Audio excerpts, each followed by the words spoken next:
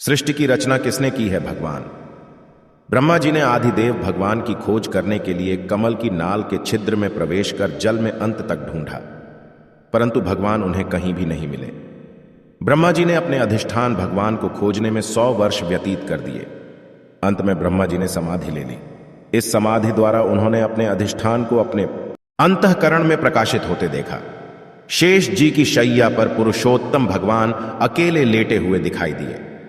ब्रह्मा जी ने पुरुषोत्तम भगवान से सृष्टि रचना का आदेश प्राप्त किया और कमल के छिद्र से बाहर निकलकर कमल कोश पर विराजमान हो गए। इसके बाद संसार की रचना पर विचार करने लगे। ब्रह्मा जी ने उस कमल कोश के 3 विभाग भू भुव स्व किए। ब्रह्मा जी ने सृष्टि रचने का दृढ़ संकल्प लिया और उनके मन से मरीचि, नेत्रों से अत्रि, मुख से अंगिरा, कान से पुलस्त्य, नाभि से पुलह, हाथ से कृतु, त्वचा से भृगु, प्राण से वशिष्ठ, अंगूठे से दक्ष तथा गोद से नारद उत्पन्न हुए।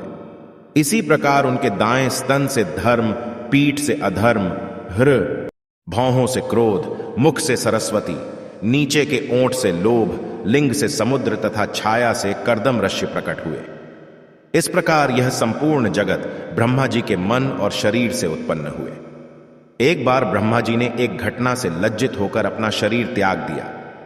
उनके उस त्यागे हुए शरीर को दिशाओं ने कोहरा और अंधकार के रूप में ग्रहण कर लिया। ब्रह्मा जी के पूर्व वाले मुख से ऋग्वेद, दक्षिण वाले मुख से यजुर्वेद, पश्चिम वाले मुख से सामवेद और उत्तर वाले मुख से अथर्ववेद की रचाएं निकली। तत्पश्चात ब्रह्मा जी ने आयुर्वेद, धनुर्वेद, गंधर्व वेद और स्थापत्व आदि उपवेदों की रचना की। उन्होंने अपने मुख से इतिहास पुराण उत्पन्न किया और फिर योग विद्या, दान, तप, सत्य, धर्म आदि की रचना की।